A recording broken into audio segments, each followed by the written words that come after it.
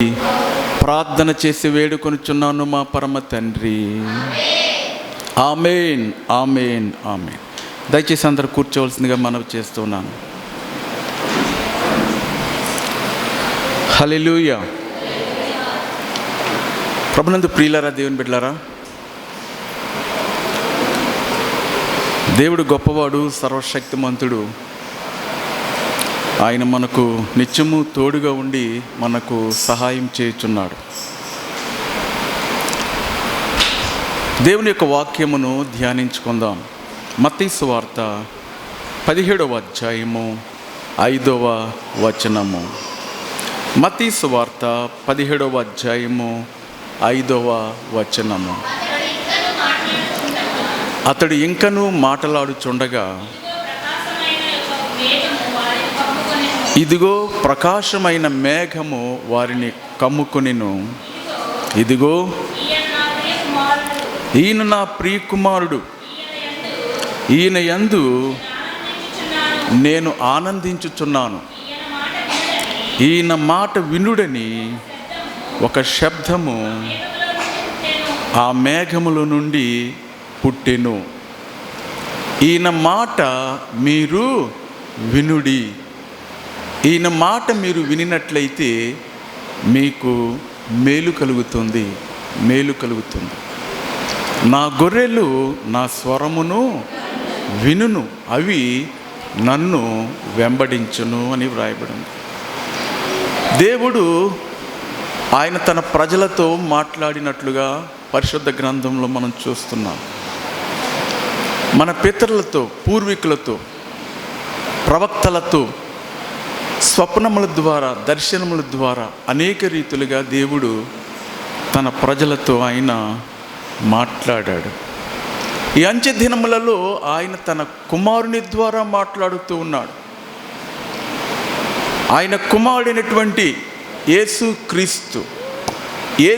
క్రీస్తు ద్వారా ఆయన వాక్యము శరీరమాయను. ఈ శబ్దము కుమారుని ద్వారా, ఆయన వాక్యము ద్వారా దేవుడు మనతో మాట్లాడుచున్నాడు. దేవునికి స్తోత్రం కలుగును గాక. దేవుని యొక్క స్వరమును మనము వినగలిగే యోగ్యతను మనం కలిగి ఉండాలి.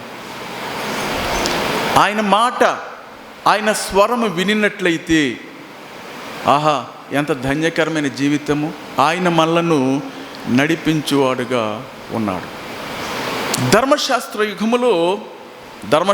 యుగము 7 యుగములు చెప్పబడ్డాయి.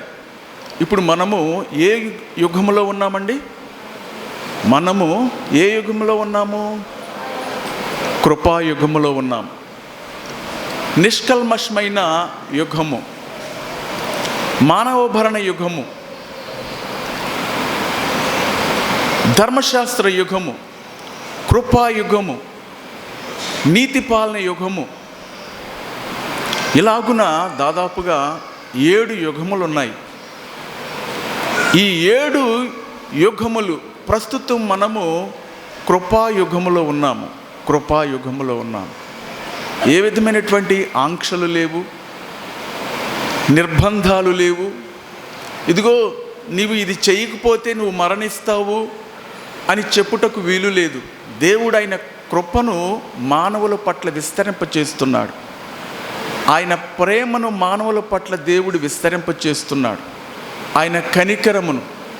ప్రభునందు ప్రియులారా, దేవుని బిడ్డలారా, ధర్మశాస్త్ర యుగములో ఎవరైనా దైవ చిత్తమును తెలుసుకొనవలనంటే నా భవిష్యత్తు ఏ విధంగా ఉండబోతుంది, ఇదిగో ఈ ఫలానా సంఘటన జరిగింది, దీని యొక్క సారాంశం ఏమిటి అని దైవ చిత్తమును తెలుసుకొనుటకు ప్రధాన యాజకుని యొద్దకు వెళ్ళేవారు. ఈ ప్రధాన యాజకుడు ప్రత్యక్ష గుడారము దగ్గర ఆయన తన ధర్మమును, విధులను నిర్వర్తిస్తూ ఉండేవాడు. గమనించండి, దైవ చిత్తమును తెలుసుకొనుటకు ప్రధాన యాజకుని యొద్దకు వెళ్ళేవారు. ప్రధాన యాజకుడు ప్రత్యక్ష గుడారములు ఉన్నటువంటి దేవుని యొక్క మందస్సము, అతి పరిశుద్ధ స్థలములోనికి ప్రధాన యాజకుడు ప్రవేశించి ఆ అతి పరిశుద్ధ స్థలములో ఉన్నటువంటి దేవుని యొక్క మందస్సము, దేవుని యొక్క వాక్యం చదువుకుందాం. నిర్గమకాండము 25వ అధ్యాయము 21, 22 వచనములు. నిర్గమకాండము 25వ అధ్యాయము 21, 22 వచనములు. నేను మీకు ఇచ్చు శాసనములను ఆ మందసములో ఉంచవలెను, అక్కడ నేను నిన్ను కలుసుకొని ఆ కరుణాపీఠము మీద నుండి, శాసనములు గల మందసము మీద నుండి, 2 కెరూబుల మధ్య నుండి నేను ఇశ్రాయేలీయుల నిమిత్తము నేను మీకు తెలియచెప్పెదను సమస్తమును. దేవుడైన ఇటువంటి యెహోవా ఇప్పుడు ఎక్కడో ఆకాశ మహాకాశంలో లేడు. ఆయన శబ్దంతో మాట్లాడేవాడు. ఆయన తన ప్రజలకు దగ్గర అవ్వాలని ఆయన కోరుకుంటూ ఉన్నాడు. ఇదిగో నేను మీలో నివసించినట్లుగా నాకు ఒక నివాసమును మీరు నిర్మించమన్నాడు. దేవుని యొక్క ప్రణాళిక చొప్పున దైవజనుడైనటువంటి మోషే లేదా ప్రవక్త అయినటువంటి మోషే ప్రత్యక్ష గుడారమును నిర్మించాడు. ప్రత్యక్షపు గుడారము యొక్క వస్తువులను, ఆ నమూనాను సమస్తమును ఆయన నిర్మించాడు. ప్రత్యక్ష గుడారములోనికి మందస్సము, ఆ మందస్సములో దేవుని యొక్క శాసనములు ఉన్నాయి. ఆ మందస్సములో కరుణా పీఠం ఉన్నది. ఆ మందస్సములో బంగారముతో చేయబడినటువంటి ప్రతిమలు, కెరూబులను పోలిన ప్రతిమలు ఆ కరుణాపీఠం మీద నిలిపి ఉంచబడినవి. దేవుడైన యెహోవా ఇప్పుడు ఆ మందస్సములో నుండి, కరుణాపీఠము నుండి, కెరూబుల మధ్య నుండి దేవుడు తన ప్రజలతో ఆయన మాట్లాడుచూ ఉన్నాడు. ఆయన యొక్క ఆజ్ఞలను, కట్టడలను ఆయన ఏవైతే ప్రజలకు తెలియజేయాలని ఆయన కోరుకున్నాడో అట్టి విషయములన్నీ కూడా ఆ మందస్సములో నుండి, కరుణాపీఠం మీద నుండి దేవుని యొక్క స్వరమును ప్రధాన యాజకుడు, అతి పరిశుద్ధ స్థలములో ఉన్నటువంటి ఈ మందస్సము, ఈ అతి పరిశుద్ధ స్థలములోనికి ప్రధాన యాజకుడు ప్రవేశించి దైవ స్వరమును విని మానవులకు తెలియజేసేవాడు. దేవునికి స్తోత్రం కలుగునుగాక. హల్లెలూయా. ప్రభునందు ప్రియులారా, దేవుని బిడ్డలారా, ప్రధాన యాజకుడు, ఇప్పుడు మన ప్రధాన యాజకుడు ఎవరై ఉన్నారు? ప్రభువైన యేసు క్రీస్తు అయి ఉన్నాడు. హెబ్రీయులకు రాసిన పత్రిక 7వ అధ్యాయము మీరు ఇంటికి వెళ్ళి చదువుకోవచ్చు. 8వ అధ్యాయము ఆధ్యాత్మికంగా మనోనేత్రములు తెరిచి మీరు చదివినట్లయితే మన ప్రధాన యాజకుడు ప్రభువైన యేసు క్రీస్తు అని అక్కడ ఆ అధ్యాయాల్లో వ్రాయబడ్డాయి. ఒకప్పుడు ప్రధాన యాజకుడు ప్రజలు తీసుకొని వచ్చు బలులను బలిపీఠం మీద ఉంచి వాటిని దేవునికి హోమముగా, దహన బలిగా యాజకుడు అర్పించేవాడు. అయితే ఈ ప్రధాన యాజకుడైనటువంటి ప్రభువైన యేసు క్రీస్తు వారు, మన ప్రధాన యాజకుడైన ప్రభువైన యేసు క్రీస్తు వారు తానే బలిగా, తానే అర్పణగా, ఆయనే బలి పశువుగా బలిపీఠమును సిలువ మీద తను తాను అర్పించుకొనినవాడు. వాక్యములో ఈ విధముగా వ్రాయబడినది.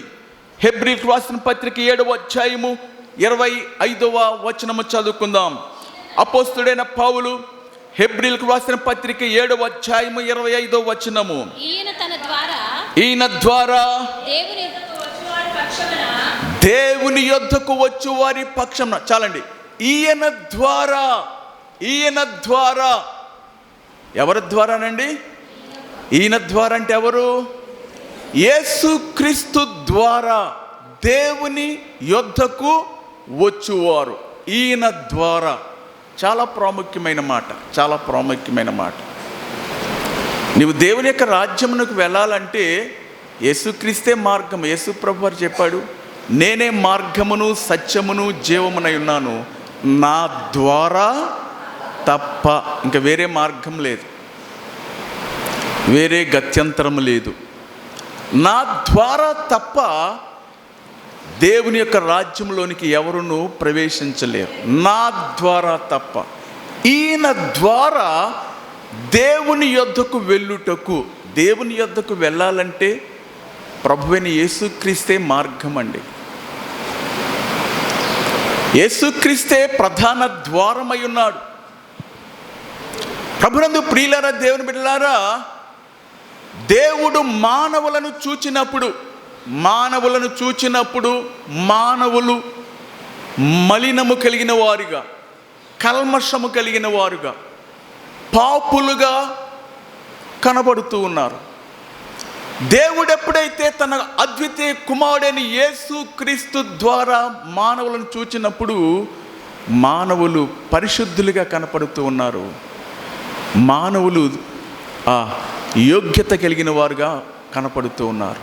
ఆహా, ఎంత గొప్ప ధన్యత! దేవుడు ఎల్లప్పుడూ కూడా మానవులను ఆయన కుమారుడైన యేసుక్రీస్తు ద్వారా ఆయనలో నుండి చూస్తాడటండి. ఆయనకు వెలుపలు ఉన్నట్లయితే భయంకరము. కాబట్టి ప్రభువైన యేసుక్రీస్తును ఎవరైతే సొంత రక్షకునిగా, దేవునిగా అంగీకరించి విశ్వసించి వారి యొక్క పాపములు ప్రభువైన యేసుక్రీస్తు వారి యొక్క రక్తములో కడిగి శుద్ధి చేసుకుంటారు, వారి యొక్క పాపములకు క్షమాపణ పొందుకుంటారు, అట్టి వారి యొక్క హృదయములలో ఆయన నివసిస్తాడటండి. అట్టి వారి యొక్క హృదయములలో ఎవరు నివసిస్తాడు? యేసయ్య నివసిస్తాడటండి. ఎవరి పాపములు క్షమింపబడినవో, ఆయన పరిశుద్ధ రక్తము చేత కడిగి శుద్ధి చేయబడినవో, ఎవరు యేసుక్రీస్తుని రక్షకునిగా దేవునిగా అంగీకరించారో అట్టి వారి హృదయములలో దేవుడు నివసించుచున్నాడు. వారి యొక్క దేహములు దేవాలయములుగా మార్చబడబోతున్నాయి. నీ దేహము దేవుని ఆలయమని మీరు ఎరుగరా? అటు వారి యొక్క హృదయములు దేవుని యొక్క ఆలయములుగా మార్చబడుతున్నాయి. వారు ఆత్మ సంబంధులుగా మార్చబడుతున్నారు. ఈయన ద్వారా, ఈ ప్రధాన యాజకుడైనటువంటి యేసుక్రీస్తు ద్వారా దేవునితో నీవు నేరుగా మాట్లాడవచ్చు. ఏమండి? దేవునితో నీవు ఎవరి మధ్యవర్తిత్వం అవసరమా? ఇంకా ఎవరి మధ్యవర్తిత్వం అవసరమండి? ఎవరి మధ్యవర్తిత్వము అవసరం లేదు. యోహాను సువార్త 14వ అధ్యాయం 14వ వచనంలో చక్కని మాట ఉంది. నా నామమున మీరు నన్ను ఏమి అడిగినను, చదువుకుందాం, వాక్యం చదువుకుందాం. నా నామమున మీరు నన్ను ఏమి అడిగినను నేను చేతును. నా నామమున మీరంటే యేసు ప్రభు వారి యొక్క 12 మంది శిష్యులా, లేకపోతే పాస్టర్ గారా, లేకపోతే ఎవరో పాస్టమ్మ గారా, లేకపోతే పలానా వ్యక్త? నా నామమున మీరంటే అందరూ. ఏమండి? మీరు అంటే అందరూ. ఆయన ఎవరు ప్రార్థన చేసినా దేవుడు వారి యొక్క ప్రార్థన వాడై ఉన్నాడు. యథార్థవంతుల యొక్క ప్రార్థన ఆయనకు ఆనందకరములు. సామెతల గ్రంథములో రాయబడింది 15వ అధ్యాయము 8వ వచనములో యథార్థవంతుల యొక్క ప్రార్థన ఆయనకు ఆనందకరములని వ్రాయబడింది. ఎవరైనా ప్రార్థన చేయవచ్చు. యేసు క్రీస్తునందు విశ్వాసం ఉంచి వారి యొక్క పాపములు యేసయ్య రక్తంలో కడిగి శుద్ధి చేసుకొని దేవుని బిడ్డలుగా మార్చబడిన ప్రతి ఒక్కరూ నేరుగా అబ్బా తండ్రి అని దేవునితో మాట్లాడవచ్చు. అందరూ మాట్లాడవచ్చు. ఎవరి మధ్యవర్తిత్వము అవసరము లేదు. అక్క నా కొరకు ప్రార్థన చేయి, పిన్ని నా కొరకు ప్రార్థన చేయి, బాబాయ్ మీ ప్రార్థనలో నన్ను జ్ఞాపకం చేసుకోండి అని ఎవరిని నీవు అడగవలసిన పని లేదు. నీ ప్రార్థన దేవుడు ఆలకించబోతూ ఉన్నాడు. నీ మనవులు దేవుడు ఆలకించబోతూ ఉన్నాడు. ఆయనతో అబ్బా తండ్రి అని దేవునితో నేరుగా మాట్లాడే ఆ చక్కటి సదవకాశమును దేవుడు ఆయన బిడ్డలకు అనుగ్రహిస్తున్నాడు. ప్రభునందు ప్రియులారా, దేవుని బిడ్డలారా, దేవునితో మాట్లాడే అనుభవాన్ని నీవు కలిగి ఉన్నారా? ఈ చక్కటి సదవకాశం ఈయన ద్వారా, యేసయ్య ద్వారా నీవు నిజముగా దేవుని బిడ్డవైనట్లయితే, నీ పాపములు క్షమింపబడినట్లయితే, ఆయన నీలో నివసించబోతున్నాడు. నీ దేహము దేవుని యొక్క ఆలయముగా మార్చబడబోతుంది. దేవుని యొక్క స్వరము నీవు వినబోతూ ఉన్నావు. ఆయన నీ జీవితమును ఆయన నడిపించబోతూ ఉన్నాడు. ఇంకా ఎవరిని నువ్వు సంప్రదించవలసిన పని లేదు. ఒకవేళ నువ్వు సంప్రదిస్తున్నావంటే నువ్వు పాపములో ఉన్నావని గ్రహించాలి. నువ్వు ఒకవేళ ఎవరినైనా ప్రార్థన చేయమని నువ్వు అడుగుతూ ఉన్నావంటే నువ్వు దేవుని బిడ్డగా మార్చబడలేదని నువ్వు గ్రహించవలసిన ఆవశ్యకత ఎంతే అన్నది. నువ్వు దేవునితో నేరుగా మాట్లాడే అవకాశము యేసు క్రీస్తు ద్వారా తండ్రితో మాట్లాడే అనుభవము, దేవునితో మాట్లాడే అనుభవము నేరుగా నీకు అనుగ్రహించబడుతుంది. నేను ఒకానొక సంఘంలో వాక్యం బోధించడానికి వెళ్ళినప్పుడు ఒక విశ్వాసి, ఒక ఆమె నా దగ్గరికి వచ్చి ప్రార్థన చేయించుకోవడానికి వచ్చి, అయ్యా నాకు ఒక పేరు పెట్టమంది, నాకొక పేరు పెట్టండి అంది. నేను ఆ యొక్క సంఘ అధ్యక్షుని వైపు నేను చూశాను. సంఘ పాస్టర్ గారు పేరు పెడతారు కదా, నన్ను పేరు పెట్టమంటాను. ఆయన నా దగ్గరికి వచ్చాడు, అయ్యా మీరు పేరు పెట్టినట్లయితే ఆవిడికి 22వ పేరు అవుతుంది అన్నాడండి. ఎన్నో పేరు అవుతుందండి? 22వ పేరు అవుతుంది. వచ్చిన పాస్టర్ గారులు అందరి చేత నాకు కొత్త పేరు పెట్టండి, కొత్త పేరు పెట్టండి, కొత్త పేరు పెట్టండి 22 పేర్లు ఇంతవరకు 21 పేర్లు ఇంతవరకు పెట్టించుకుందటండి. ప్రభునందు ప్రియులారా, దేవుని బిడ్డలారా, నీవు నిజముగా దేవుని బిడ్డవైతే ఈయన ద్వారా, ఈ ప్రధాన యాజకుని ద్వారా, ఒకప్పుడు ధర్మశాస్త్ర యుగములో ప్రధాన యాజకుడు అతి పరిశుద్ధ స్థలములో ప్రవేశించి దైవ స్వరమును వినేవాడు. ఆయన బలులు వారి పక్షముగా బలులు అర్పించేవాడు. కానీ ప్రభువైన యేసుక్రీస్తు వారు ఒకరి పక్షంగా బలులు అర్పించడం లేదు.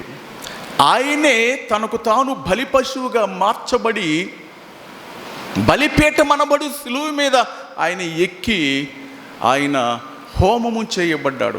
ఈయన ద్వారా నేరుగా నీవు దేవునితో, నా తండ్రి, అబ్బా తండ్రి అని దేవునితో నీవు నేరుగా నీవు మాట్లాడవచ్చు. ప్రభునందు ప్రియులారా, దేవుని బిడ్డలారా, నువ్వు దేవునితో నేరుగా నీవు మాట్లాడుతూ ఉన్నావా? ఇట్టి అనుభవాన్ని నువ్వు కలిగి ఉన్నావా? ఒకవేళ నీవు కలిగి ఉండకుండానట్లయితే నేడే మరొక సమయాన్ని దేవుడు, ఈ కృపా సమయంలో దేవుడు నీకు అనుగ్రహించాడు. ఈ మధ్యాహ్నము దేవుడు తన వాక్యము ద్వారా నీతో మాట్లాడుతున్నాడు. నేరుగా మీరు, నా నామమున మీరు అంటే అందరూ ఆయన సర్వభూమికి రాజై ఉన్నాడు. సమస్త ప్రజలు ఆయనను కీర్తించవలసి ఉన్నది, ఆయన నామమును ఘనపరచవలసి ఉన్నది, ఆయన సన్నిధిలో ప్రణమిల్లి మోకరిల్లి ఆయన సన్నిధిలో గడగడ వనకవలసి ఉన్నది. ప్రభునందు ప్రియులారా, దేవుని బిడ్డలారా, ఆయన అందరికీ ఇట్టి అధికారమును, ఆధిపత్యమును అనుగ్రహించాడు. దేవుడు మనతో మాట్లాడబడి ఉన్నాడు. దేవుడు మనతో మాట్లాడాలంటే, ఆయన స్వరమును మనం వినాలంటే మనము ఆత్మ సంబంధులుగా మార్చబడాలి. ఎలా మార్చబడాలండి? ఆత్మ సంబంధులుగా మార్చబడాలి. దేవుడు ఆత్మ గనుక పరిశుద్ధ గ్రంథం తెలియజేస్తుంది. యోహాను సువార్త 4:24 తెలియజేస్తుంది, దేవుడు ఆత్మ గనుక మనము కూడా ఆత్మ సంబంధులముగా మార్చబడినప్పుడు ఆత్మదేవుడు మాట్లాడు స్వరమును నీవు వినగలవు, ఆత్మలో ఆయన నువ్వు చూడగలవు, ఆత్మలో ఆయనతో నీవు మాట్లాడగలవు.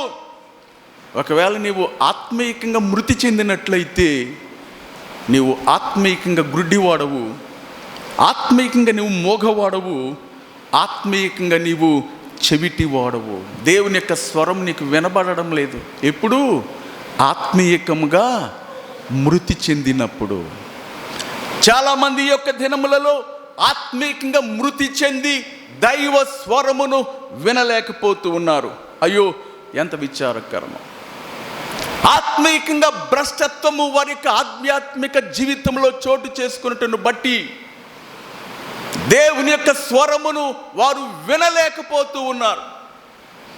దేవుడు వారితో మాట్లాడటం మానేశాడు. ఎందుచేతనంటే ఆధ్యాత్మికంగా వారు మరణించారు, ఆధ్యాత్మికంగా వారు భ్రష్ట స్వభావంలో ఉంటూ ఉన్నారు. ధర్మశాస్త్ర యుగంలో ఒక మనుషుడు, ఒక రాజు నాకు జ్ఞాపకం వస్తున్నాడు. ఆయన పేరు సౌలు. ఇశ్రాయేలును పరిపాలన చేసినటువంటి మొదటి రాజు సౌలు. తన ప్రారంభం బాగానే ఉంది, కానీ ముగింపు మాత్రం బాగోలేదండి. ప్రారంభము, ఇశ్రాయేలును ఏలినటువంటి రాజు యొక్క ప్రారంభం మాత్రము చాలా బాగుంది, కానీ ముగింపు ఏమాత్రమో బాగోలేదు. మన ప్రారంభము, కొంతమంది ప్రారంభమున చాలా భక్తి చేస్తూ ఉంటారు, దైవ కార్యములందు ఆసక్తి కలిగి జీవిస్తూ ఉంటారు, అందరినీ గౌరవిస్తూ ఉంటారు, ఎంతో ఒక ఆదర్శప్రాయమైనటువంటి ఒక మంచి క్రైస్తవునిగా, ఆధ్యాత్మిక బిడ్డగా ఈ లోకంలో వారు జీవిస్తూ ఉంటారు. ప్రారంభం బాగానే ఉంటుంది, కానీ ముగింపు మాత్రము భక్తి క్షీణించి, ఆసక్తి నశించి, అవిధేయత కలిగి, గర్వాంధులై, అహంకారులై, ఆధ్యాత్మిక అహంకారముతో అవిధేయులై వారు దేవునికి దూరస్తులవుతూ ఉంటారు. నీ ప్రారంభము ఎలా ఉన్నా పర్వాలేదు, కానీ నీ ముగింపు మాత్రము అద్భుతంగా ఉండాలండి. ఒకవేళ నువ్వు పేదవాడిగా పుట్టినా పర్వాలేదు, యేసు క్రీస్తు తన దారిద్ర్యత వలన నిన్ను ధనవంతునిగా చేశాడు. యేసు క్రీస్తు నీకు అనుగ్రహించిన ఐశ్వర్యము నీ సొంతము చేసుకుని నీ జీవితమును అద్భుతంగా ముగించవచ్చు. ఒకవేళ నువ్వు బలహీనుడుగా, అంగవిహీనుడుగా, నీవు అంగవైకల్యంతో జన్మించినా పర్వాలేదు, కానీ ఏ లోపమును, మడత మచ్చ డాగు లేని, ఏ కొదువ లేని పరిపూర్ణమైన విశ్వాసముతో, ఆత్మ సంబంధమైనటువంటి ఆరోగ్యముతో దేవుని యొక్క సన్నిధిలోనికి వెళ్ళగలవు. నీ ముగింపు అద్భుతంగా ఉంటుంది. ఒకవేళ నీవు ఎన్నిక చేయబడలేకపోవచ్చు, నీకు గుర్తింపు లేకపోవచ్చు, నీ ప్రారంభమున ప్రతి ఒక్కరూ నిన్ను తృణీకరించవచ్చు, అయినప్పటికీ యేసుక్రీస్తు నీకు అనుగ్రహించు మెప్పును, ఘనతను, మహిమయు నీ సొంతము చేసుకొని నీ ముగింపును అద్భుతంగా నీవు ముగించవచ్చు. నీ ప్రారంభము ఎలా ఉన్నా పర్వాలేదు, నీవు పాపిగా ఉన్నా పర్వాలేదు, యేసుక్రీస్తునందు నువ్వు పరిశుద్ధుడిగా మార్చబడి నీ జీవితాన్ని నువ్వు ధన్యం చేసుకోబోతూ ఉన్నావు. అపోస్తలుడైన పౌలు అంటాడు కదా, ఇదిగో తిమోతికి రాసిన 2వ పత్రిక 4:7 ఇదిగో నా పరుగు తుదముట్టించితిని, నా విశ్వాసమును నేను కాపాడుకుంటుని, నా విశ్వాసమును నేను కాపాడుకుంటుని. మన ముగింపు అద్భుతంగా ఉండాలి. గమనించండి, ఈ యొక్క మాటను మీ హృదయంలో పెట్టుకోండి. నీ ప్రారంభము ఎలా ఉన్నా పర్వాలేదు, నీ ముగింపు మాత్రము అద్భుతంగా ఉండాలి. అయ్యో, నేను ఈయనను పోగొట్టుకున్నాము, ఈయన మమ్మల్ని ఎంతగానో ఆదరించాడు, ఈయన మమ్మల్ని ఎంతగానో బలపరిచాడు. అయ్యో ఇటువంటి వాణ్ణి మరలా మేము చూడగలమా అని ప్రజలు కన్నీరు కార్చేటట్టు ఉన్నాయి. దేవాది దేవుడైనటువంటి ప్రభువు ఈ లోకమును విడిచిపెట్టి ఆయన యొక్క సన్నిధికి వెళ్ళబో క్రమములో, ఓ నా ప్రియ కుమారుడా ఇక్కడికి ఎక్కిరము, నా ప్రియ కుమార్తె ఇక్కడికి ఎక్కిరము అని దేవుడు నీకు స్వాగతం పలిగేటట్లు ఉండాలి. దేవుని యొక్క దూతలు ఈ లోకమును నీవు విడిచిపెట్టినప్పుడు దేవుని యొక్క దూతలు నీకు స్వాగతం పలిగేటట్లు ఉండాలి. నీ ప్రారంభం ఎలా ఉన్నా పర్వాలేదు, కానీ నీ ముగింపు మాత్రము అద్భుతంగా ఉండాలి. సౌలు యొక్క ప్రారంభము చాలా యోగ్యకరంగానే ఉంది, బాగానే ఉన్నది. సౌలు ఇశ్రాయేలును ఏలినటువంటి మొదటి రాజు సౌలు ప్రారంభమున ఎంతో తను తాను తగ్గించుకున్నాడు, అనుకువ కలిగిన వాడుగా ఉన్నాడు. మొదటి సమూయేలు గ్రంథం 9వ అధ్యాయము 21వ వచనం చదువుకుందాం. మొదటి సమూయేలు గ్రంథము 9వ అధ్యాయము 21వ వచనం. అందుకు సౌలు, నేను బెన్యామీనీయుడను కానా, ఇదిగో నేను బెన్యామీనీయుడను కానా, నా గోత్రము ఇశ్రాయేలీయుల గోత్రములలో, నా గోత్రము ఇశ్రాయేలీయుల గోత్రములలో స్వల్పమైనది కాదా, స్వల్పమైనది కాదా. చాలమ్మా, ఇదిగో నేను బెన్యామీనీయుడను కానా, నా గోత్రము ఇశ్రాయేలీయులలో స్వల్పమైనది, అల్పమైనది. అయ్యో నేను చాలా తక్కువ వాడను, ఇశ్రాయేలు గోత్రములో నేను తక్కువ వాడను. ఎంతగా తను తాను తగ్గించుకుంటున్నాడు. తన ప్రారంభంలో సమూయేలు అంటున్నాడు కదా, ఇదిగో ఇశ్రాయేలీయులకు అభిష్టం ఎవరి మీద ఉన్నది, నీ తండ్రి ఇంటి వారి మీదను నీ మీద ఉన్నది కదా. సౌలును సమూయేలు అభిషేకిస్తూ చెప్పుచున్నటువంటి మాటలు, సమూయేలు చెప్పిన మాటకు సౌలు ఎంత అనుకుగా సమాధానం ఇస్తున్నాడు. అయ్యో నేను బెన్యామీనుడను కానా, ఇశ్రాయేలు నా గోత్రం ఏ పాటిది, అయ్యో నేను తక్కువ వాడను. ఇంత స్థితి దేవుడు నాకు అనుగ్రహిస్తున్నాడు. తను తాను ఎంతగానో తగ్గించుకున్నట్లుగా కనపడుతుంది. దేవునిని ఆరాధన చేయవాడుగా ఉన్నాడు. మొదటి సమూయేలు గ్రంథం 14వ అధ్యాయము 35వ వచనం చదువుకుందాం. మరియు సౌలు యెహోవాకు ఒక బలిపీఠమును కట్టించెను, యెహోవాకు ఒక బలిపీఠమును కట్టించెను. యెహోవాకు అతడు కట్టించిన మొదటి బలిపీఠము అదే. మొదటి బలిపీఠము బలిపీఠము కట్టి దేవునిని ఆరాధన చేస్తూ ఉన్నాడు. దైవ ఆరాధన బలిపీఠమును నిర్మించి, సౌలు బలిపీఠమును నిర్మించి దేవునికి ఆరాధన చేస్తున్నాడు. ఎంత మంచి వ్యక్తి, ఎంతగా తను తాను తగ్గించుకున్నాడు, ఎంతగా దేవునిని ఆరాధన చేస్తున్నాడు. బలిపీఠమును కట్టి, ఈ బలిపీఠము ప్రార్థనా గతికి సాదృశ్యంగా కనపడుతుంది. ప్రతి గృహములోనూ బలిపీఠం అవసరం. ఒక అధికారి వద్దకు నేను వెళ్ళినప్పుడు ప్రార్థన చేయుటకు ఆయన నన్ను తన యొక్క బలిపీఠపు గదికి ఆయనను తీసుకుని వెళ్ళాడు. పాస్టర్ గారు, ఇది నా బలిపీఠపు గది, నేను నిత్యము నాకు సమయము దొరికినప్పుడల్లా ఈ బలిపీఠపు గదిలోనికి వెళ్ళి దేవునితో నేను మాట్లాడుతూ ఉంటాను, దేవుని యొక్క స్వరము నేను వింటూ ఉంటాను. ప్రభునందు ప్రియులారా, దేవుని బిడ్డలారా, బలిపీఠం యొక్క అనుభవం నీకున్నదా? సౌలు తన ప్రారంభములో బలిపీఠమును కట్టి దేవునిని ఆరాధన చేశాడు. అంత మాత్రమే కాదు, మొదటి సమూయేలు గ్రంథం 9వ అధ్యాయం 7వ వచనం ప్రకారము ఎంతో దాతృత్వము కలిగిన వాడుగా ఉన్నాడు. అందుకు సౌలు, మనము వెళ్ళిన ఎడల ఆ మనిషికి ఏమి తీసుకొని పోదుము, మన సామాగ్రిలో నుండి భోజన పదార్థములు సరిపోయినవి, ఆ దైవజనునికి బహుమానము తీసుకొని పోవుటకు మనకేమీ లేదు అని. అయ్యో మన యొద్ద ఏమీ లేదే. చాలండి. సౌలు తండ్రి గార్ధమములు వ్యాపారం చేసేవాడటండి. గాడిదలు వ్యాపారం చేసేవాడట సౌలు యొక్క తండ్రి కీషు. కొన్ని గాడిదలు గార్ధబములు తప్పి పారిపోయినవి, వెళ్ళిపోయినవి ఎక్కడికో. సౌలు తండ్రి కీషు సౌలుకు తెలియచేస్తున్నాడు, ఇదిగో మన గాడిదలు కొన్ని తప్పిపోయినవి, వెళ్ళి వెతుక్కురమ్మన్నాడు. ఆ ప్రాంతం ఆ ప్రదేశం. చివరికి నూపు దేశమునకు వచ్చాడటండి. ఆ దేశంలో దీర్ఘదర్శి అని పిలువబడు ప్రవక్త అయినటువంటి సమూయేలు ఉన్నాడు. ఆయనకు దైవజనుడని పేరు, ప్రవక్త అని పేరు, దీర్ఘదర్శి అని పేరు, న్యాయాధిపతి. ఇశ్రాయేలును పరిపాలన చేసిన చివరి న్యాయాధిపతి సమూయేలు.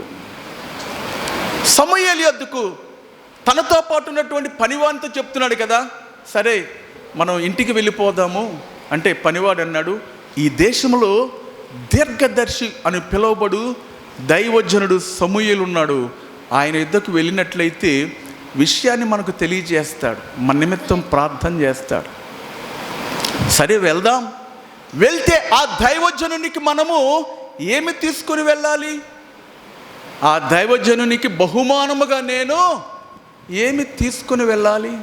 ఎంతటి దైవికమైనటువంటి విధానమును కలిగి ఉన్నాడండి సౌలు. దేవాలయమునకు వచ్చినప్పుడు, దేవుని యొక్క సేవకుని యొద్దకు వచ్చినప్పుడు ఏదైనా బహుమానము గురువుగారి యొద్దకు తీసుకుని వెళ్ళాలన్న దైవ నియమము కలిగిన వాడు, దాతృత్వము కలిగిన వాడు. ఆ దైవజనుని యొద్దకు వెళ్తున్నాం కదా, ఏమి తీసుకుని వెళ్ళాలి? వారి దగ్గర 30 తులము వెండి ఉందట. అది దైవజనునికి ఇచ్చి ప్రార్థన చేసుకుని ఆయన మాట విన్నారు. దేవునికి స్తోత్రం కలుగును గాక. సమూయేలు దాతృత్వము కలిగిన వాడుగా ఉన్నాడు. సమూయేలు ప్రార్థించువాడుగా ఉన్నాడు. ప్రవక్తలలో చేరి ప్రకటన చేయువాడుగా, ప్రవచించువాడుగా ఉన్నాడు. పరిశుద్ధ గ్రంథం తెలియజేస్తుంది. 1 సమూయేలు గ్రంథం 19వ అధ్యాయం 24వ వచనంలో వాక్యము ఈ విధముగా వ్రాయబడి ఉన్నది. మరియు అతడు తన వస్త్రములను తీసివేసి ఆనాటి రాత్రింబగళ్ళు ప్రవక్తలతో ప్రకటించుచు పైబట్ట లేనివాడుగా పడి ఉండెను. తర్వాత ఇంక చక్కని వాక్యము రాయబడింది. అందువలన సౌలును ప్రవక్తలలో ఉన్నాడా అను సామెత ప్రోవెర్బ్ పుట్టెను.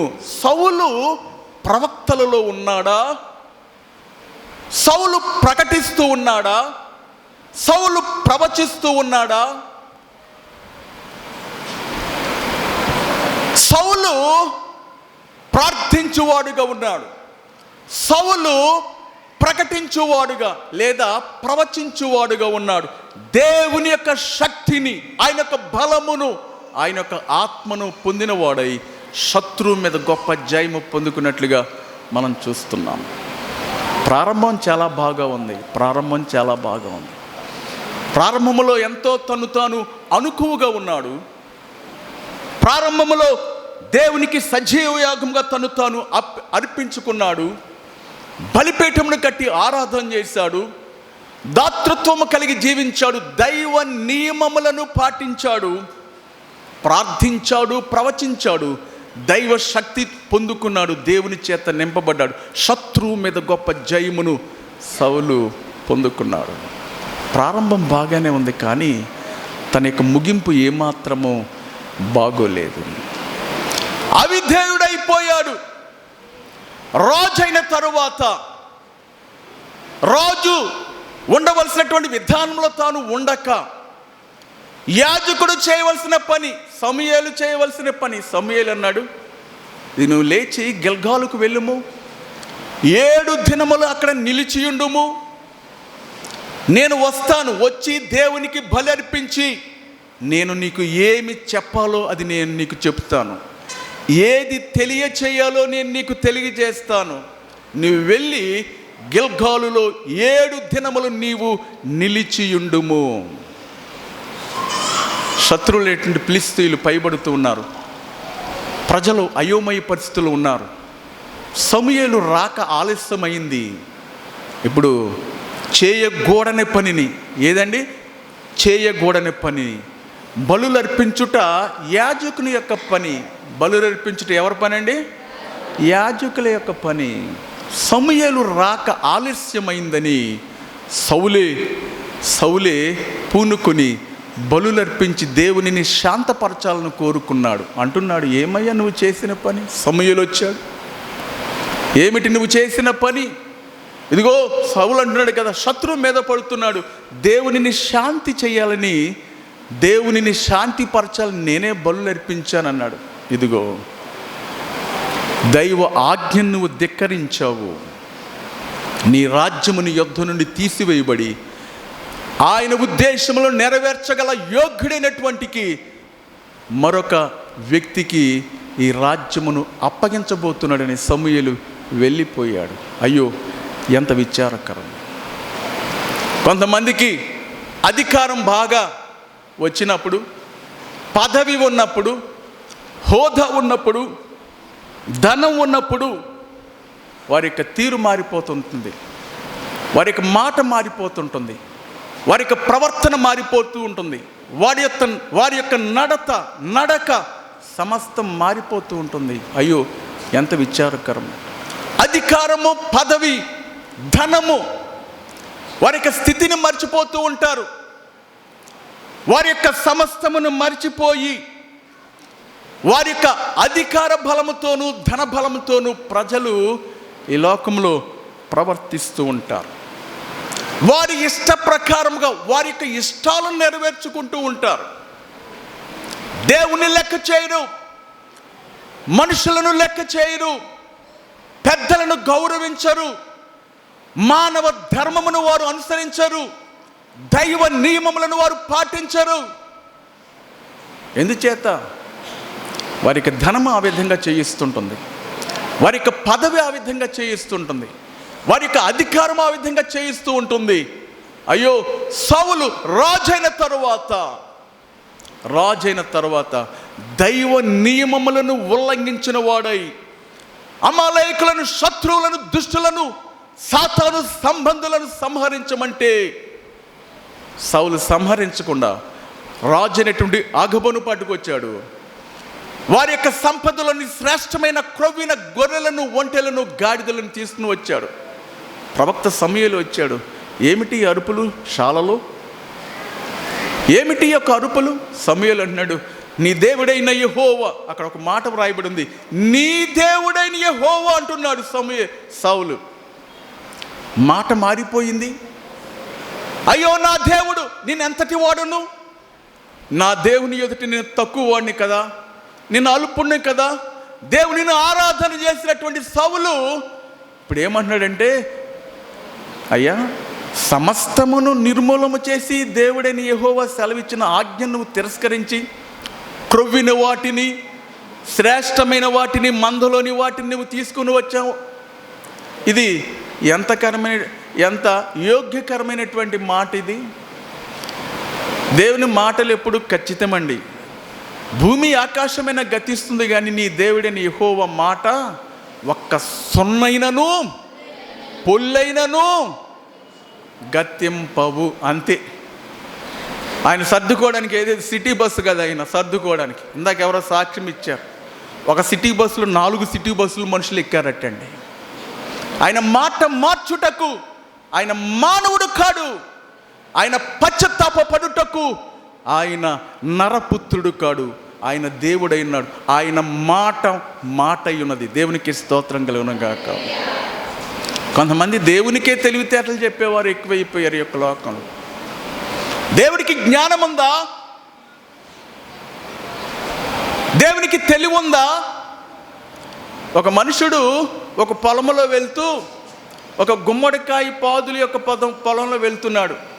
అక్కడ చూచాడు ఆ గుమ్మడి పాదు, ఆ తీగ, ఆ యొక్క తీగ ఎంత సన్నగా ఉంటుంది, గుమ్మడికాయ ఎంత బరువుగా ఉంటుంది, ఇంతలా ఉంటుంది. ఆ మనుషుడు అనుకున్నాడు, దేవుడికి జ్ఞానం ఉందా? ఈ గుమ్మడికాయ తీగ, ఈ పాదు ఎంత చిన్నగా నరం వలె తీగ వలె ఉంది, కాయ మాత్రము ఇంతలా ఉంది. దేవుడికి వాళ్ళకి బుద్ధి ఉందలకే అనుకున్నాడు, దేవుడికి జ్ఞానం ఉందా అనుకున్నాడు.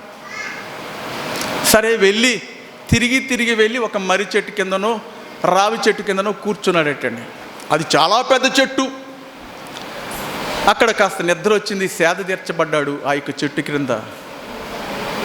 నిద్రపోతూ ఉండగా ఆ చెట్టు మించి అంత పెద్ద చెట్టు చిన్న కాయ అతని మీద పడింది. ఉలిక్కుపడి చూశాడు.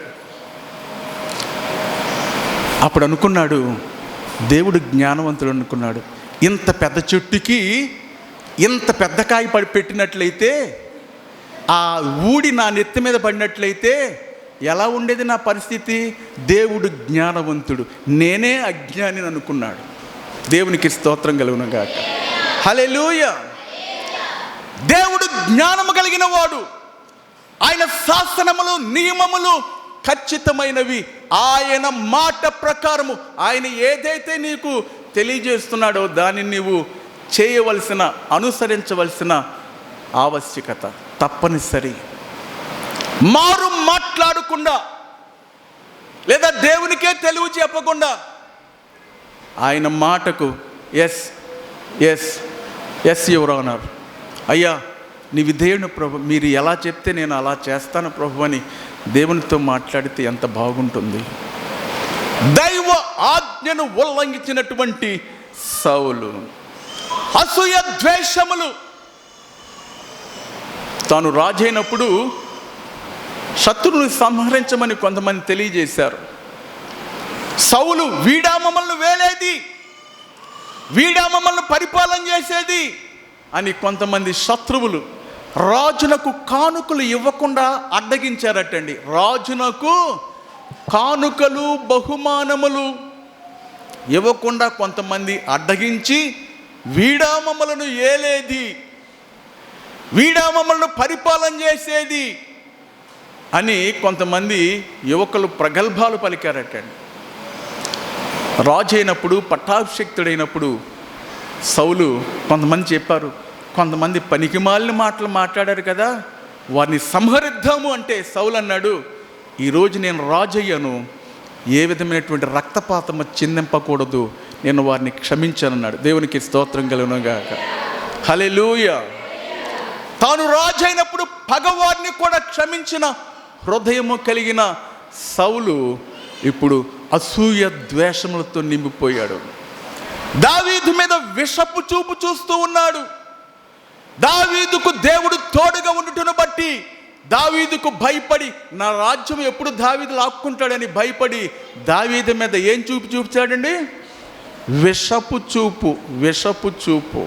అయ్యో, అసూయ ద్వేషములతో తన యొక్క హృదయము నిండిపోయింది. దేవుని యొక్క ఆజ్ఞకు అవిధేయుడైపోయాడు. దేవుని యొక్క ఆజ్ఞలను కట్టడలను గైకొనలేకపోతున్నాడు.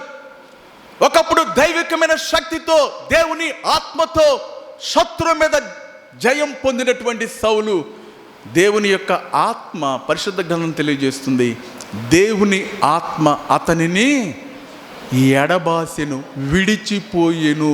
అయ్యో, ఎంత విచారకరమో, ఎంత విచారకరమో. దేవుని ఆత్మ వెడలిపోతే ఖాళీగా ఉంది. ఇప్పుడు ఎవరు వస్తారండి? దేవుని ఆత్మ పోతే ఏమొస్తుంది? దురాత్మ వస్తుంది, దురాత్మ వస్తుంది. సౌలు హృదయంలోనికి దురాత్మ వచ్చింది. దురాత్మ చేత పీడించబడుతూ ఉన్నాడు. ఆత్మచేత నింపి నడిపించబడవలసిన దైవికమైన శక్తితో నడిచినటువంటి సౌలు అసూయ ద్వేషములతో ఉండి దైవ ఆజ్ఞలను ఉల్లంఘించి దురాత్మ శక్తి పీడితుడై, అయ్యో ఎంత విచారకరం. తన ప్రారంభం బాగానే ఉంది కానీ తన యొక్క ముగింపు ఎంత మాత్రము బాగోలేదు. తన కష్ట సమయంలో దేవునికి ప్రార్థన చేయడం ప్రారంభించాడు. శత్రువులైనటువంటి ఫిలిస్తీయులు తనను ముట్టడించగా దేవునికి ప్రార్థన చేయడం ప్రారంభించాడు.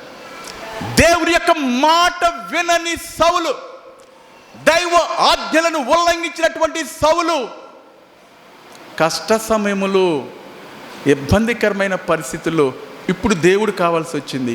వాక్యం చదువుకుందాం. 1 సమూయేలు గ్రంథం 28వ అధ్యాయము 5, 6 వచనములు చదువుకుందాం. 1 సమూయేలు గ్రంథము 28వ అధ్యాయము 5, 6 వచనాలు చదువుకుందాం. సౌలు ఫిలిష్తీయుల దండును చూచి యెహోవా యొద్ద విచారణ చేయగా ఆ స్వప్నముల ద్వారా గాని, ఉరీము ద్వారా గాని, ప్రవక్తల ద్వారానైనను ఏమీయు సెలవీయకుండెను.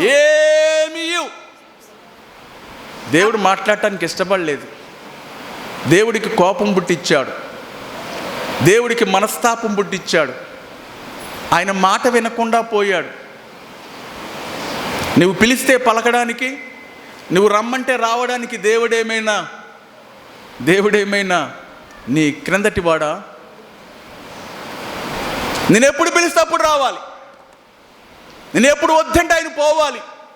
నాకు కావాలంటే గుడికి వస్తాను, లేకపోతే నేను మానేస్తాను. ఎప్పుడైనా వస్తాను, అప్పుడప్పుడు వస్తాను. విశ్వాస యొక్క జీవితంలో, ఆధ్యాత్మిక జీవితంలో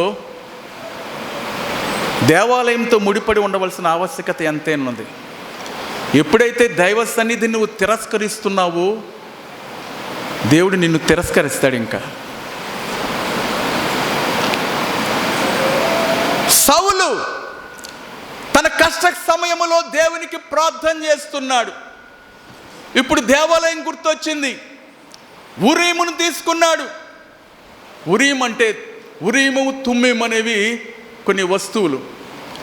ఎఫోదులో ఉంచబడినటువంటి ఎఫోద్ అంటే ఇశ్రాయేలు 12 గోత్రములకు సంబంధించినటువంటి 12 విలువైనటువంటి రత్నములు ఆ యొక్క ఎఫోదులో ధరింపజేయబడినవి.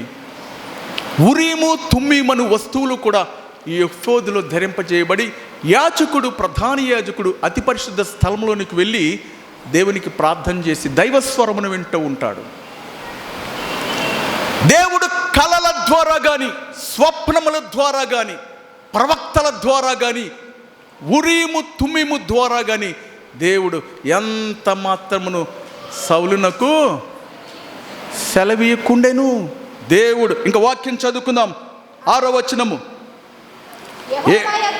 యెహోవా యొద్ద విచారణ చేయగా యెహోవా స్వప్నము ద్వారా, ఉరీము ద్వారానైనను, ప్రవక్తల ద్వారానైనను ఏమీయు సెలవీయకుండెను.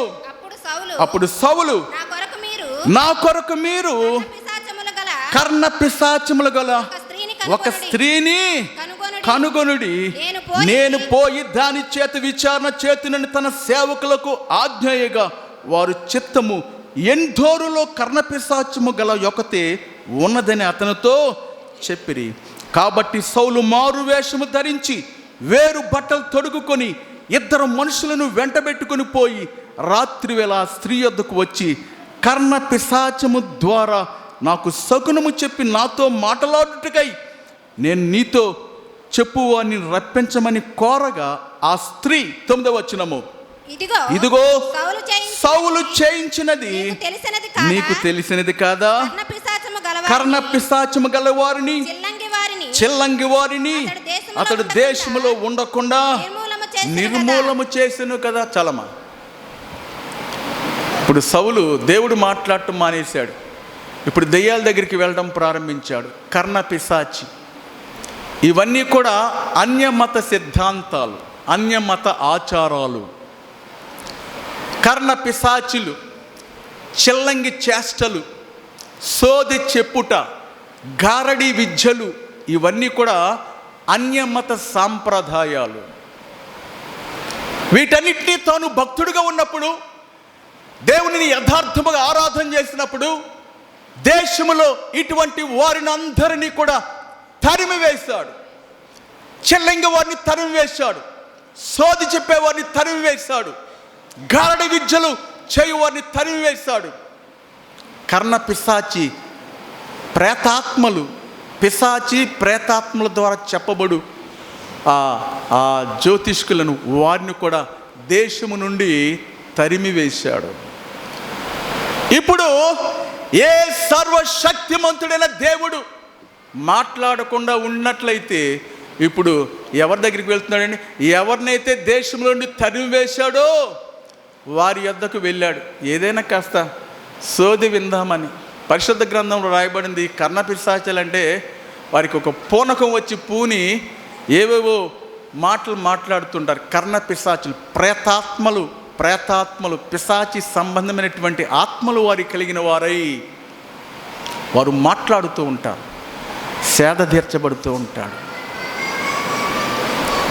సర్వశక్తిమంతుడైన దేవుని యొక్క శక్తి ముందు ఏ పిశాచి శక్తి, ప్రేతాత్మ శక్తి, దురాత్మ శక్తి, చిల్లంగితనము, చేతబడితనము, గారడి విద్యలు, సోధే ఏది కూడా ఈ దైవ శక్తి ముందు నిలువజాలదు. వారు ఏం చెప్పగలరు? నీ భవిష్యత్తు, నీ ఆయుష్, నీ జీవితం, నీ ప్రణాళిక, నీ స్థితి, నీ గతి దేవుని చేతిలో ఉంది. దేవునికి స్తోత్రం కలుగును గాక. హల్లెలూయా. దేవుడే ద్వారం మూసేస్తే ఇంకా ఎవరు తెరవగలరు? ఒకవేళ ఆయన తెరిస్తే ఎవరు మూయగలరు? ఇదిగో మనుషులను సజీవులుగాను, మరణించడి వారుగాను, మృత్యువులుగాను మార్చువాడును నేనే. పెంట కుప్పల మీద నుండి దీనులను పైకెత్తువాడను నేనే. కృంగిన వారిని లేవలెత్తువాడను నేనే. అధికారంలో నిలబెట్టువాడను నేనే. ఆయన సర్వశక్తిమంతుడు. ఏ చిల్లంగితనము, ఏ కర్ణపిశాచి, సోధే, గారడి విద్యలు దేవుని ముందు, దైవ శక్తి ముందు అవి పని చేయవు. సౌలు ఒకప్పుడు ఆత్మీయంగా ఉన్నాడు, ఇప్పుడు దురాత్మ పట్టిన వాడై, ఒకప్పుడు తను దేశంలో తరినటువంటి చిల్లంగి వారిని, కర్ణపిశాచుల వారిని ఇప్పుడు వారిని ఆశ్రయిస్తున్నాడు. ఎందుచేతంటే ద్వారము మూయబడినది. యెహోవా యొద్ద విచారణ చేయగా యెహోవా అతనికి సెలవీయకుండెను. దేవునికి మాట్లాడటం ఇష్టం లేదు, ఇంకా క్లోజ్. సౌలు యొక్క ప్రారంభం బాగానే ఉన్నది, కానీ ముగింపు మాత్రము ఏమీ బాగోలేదు. శత్రువు ఫిలిస్తీన్లు దండెత్తి వచ్చారు, కుటుంబ సభ్యులందరినీ సంహరించారు, కుమారులను సంహరించారు. దిక్కు తోచక శత్రువు చేతిలో పడి నేను చావడం ఎందుకని తన ఖడ్గాన్ని తీసి బయట పెట్టి తన ఖడ్గం మీద తానే పడి తాను ఆత్మహత్య చేసుకున్నాడు. సౌలు యొక్క ముగింపు ఏ విధంగా ఉందో గమనించండి. సౌలు ఆధ్యాత్మికంగా మరణించాడు, ఆధ్యాత్మిక భ్రష్టుడైపోయాడు. దేవుని యొక్క స్వరము, తన ద్వారములు మూసివేయబడ్డాయి. ప్రభునందు ప్రియులారా, దేవుని బిడ్డలారా, మనం ఇప్పుడు ఏ కాలంలో ఉన్నామండి? ఏ యుగంలో ఉన్నాం? ఇప్పుడు కృపాయుగంలో ఉన్నాం. దేవుడు ఇంకా ద్వారాలు మొయ్యలేదండి. దేవుడు ఇంకా ద్వారాలు మొయ్యలేదు. ఆయన సన్నిధిలో నీవు మోకరించి ప్రార్థించినట్లయితే, నీ పాపములు ఆయన సన్నిధిలో ఒప్పుకొని పశ్చాత్తాపపడినట్లయితే, యేసయ్యా నీ పరిశుద్ధమైన రక్తముతో నా యొక్క ప్రతి పాపమును కడిగి శుద్ధి చేయి ప్రభు అని దేవునితో మాట్లాడినట్లయితే, ఈయన ద్వారా ప్రభు అయిన యేసు క్రీస్తు ద్వారా దేవుడితో నువ్వు మాట్లాడే అద్భుతమైన అవకాశాన్ని నువ్వు పొందుకోబోతున్నావు. నేరుగా అబ్బా తండ్రి అని నేరుగా నీవు మాట్లాడవచ్చు దేవునితో. ఎవరి మధ్యవర్తిత్వం నీకు అవసరం లేదు. అబ్బా తండ్రి అని పిలవగా తనయుడని తాను తాబలికే కనికరము కలిగిన దేవుడు. నువ్వెంత ఘోర పాపివైనప్పటికీ, ఎంతగా దేవునికి విరోధముగా నీవు జీవించినప్పటికీ, ఆయన కృప కనికరము కలిగిన దేవుడు. ఆయన సన్నిధిలో నీవు మోకరించి ప్రార్థించినట్లయితే దేవుడు నీ పాపములన్నీ క్షమించి ఆయన నీ హృదయంలోనికి వచ్చి నివసిస్తూ నీ దేహమును దేవాలయముగా మార్చి దేవుడు నీ యొక్క ప్రతి అవసరత తీర్చువాడుకున్నాడు. ఇదిగో ఇదే త్రోవ, దీనిలో నడువుడని. అయ్యో నా కుమారుడు, నువ్వు కుడికి తొలగమాకు, ఎడమకు తొలగమాకు, ఇదిగో కుడివైపు ప్రమాదం ఉంది, ఎడమ వైపున అపాయం ఉన్నది, ఇదే మార్గము, ఇదే త్రోవ, దీనిలో నీవు నడిచినట్లయితే నీకు మేలు కలుగుతుందని దేవుడు మనతో మాట్లాడువాడై ఉన్నాడు. ఇంకా నువ్వు ఏ విధమైనటువంటి వంకర త్రోవల్లో నువ్వు వెళ్ళలేవు, దుష్టుని చేత నడిపించబడలేవు. దేవుని యొక్క స్వరము ప్రతిసారి నీతో మాట్లాడుతూ ఉన్నది. ఆయన నీతో మాట్లాడి మేలుకరమైన మార్గములో నిన్ను నడిపించబోతున్నాడు. కనులు మూసుకోండి, ప్రార్థన చేసుకుందాం. ప్రతి ఒక్కరూ కొన్ని నిమిషాలు, యేసయ్య నన్ను మేలుకరమైన మార్గంలో నడిపించు ప్రభువా, అపవాది చేత నేను త్రోవ తప్పి తిరుగుతూ ఉన్నాను.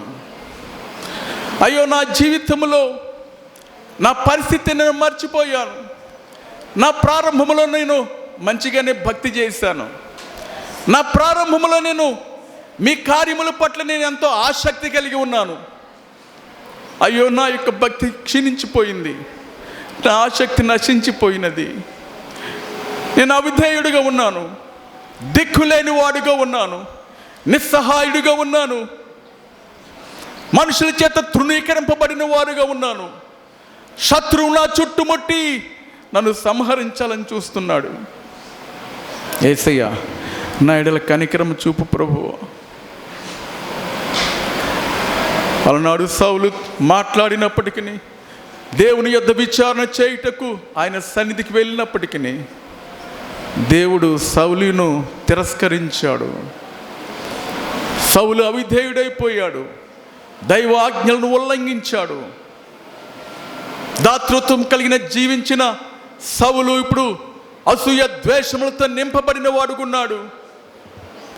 తన ముగింపు ఏమీ బాగోలేదు. తన ప్రారంభం బాగుంది కానీ ముగింపు ఏమాత్రము బాగోలేదు.